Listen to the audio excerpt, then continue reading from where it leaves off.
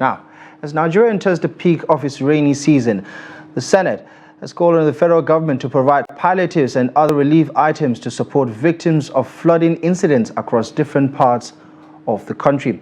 Now, this was made in a motion moved by Senator Oji Kalu during the plenary on Tuesday. Sagir Ibrahim reports on this and many other developments in the Nigerian Senate. This would have been the first plenary session for the lawmakers after the Salah break, save for an emergency plenary last Thursday, which saw the passage of a bill to extend the implementation of the 2023 budget until December. At the resumed plenary, Senator Oji Kalu of Abia North detailed the extent of damage caused by flooding in his senatorial zone, stressing the need for immediate government intervention. Supporting the motion, other lawmakers also reported similar occurrences in their own districts and called on the federal government to urgently make provisions to cushion the effects of the floods on victims. Concerned that the destruction caused by this flooding linked to climate change have left affected citizens of the district in pitiable situation. Worried that with the destruction of certain infrastructure affected, resident majority who are rural dwellers, artisans and farmers are presently facing existence without basic necessity of life.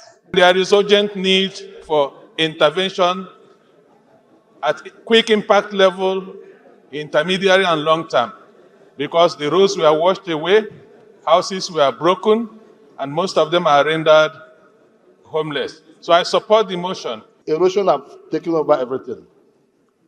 This flooding of 2024 is a major issue because last year we had flooding in this country and we were advised that this year is going to be worse.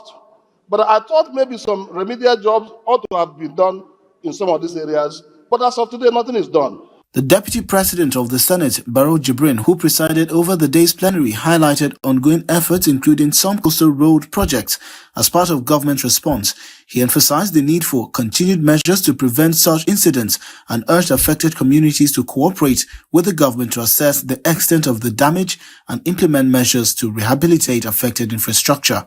Call on the Federal Ministry of Humanitarian Affairs and Poverty Alleviation and National Emergency Management Agency to urgently make emergency provision available to cushion the effects on victims of the affected communities in Abia North Central District. Those in favor of this prayer, please say aye.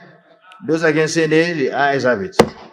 A minute silence was observed in honor of victims who died as a result of the incident. The Senate then mandated the Committee on Victims' Compliance and Environment to ensure adherence to the resolutions and report back within 4 weeks. Sagir Ibrahim, Trust TV News, Abuja.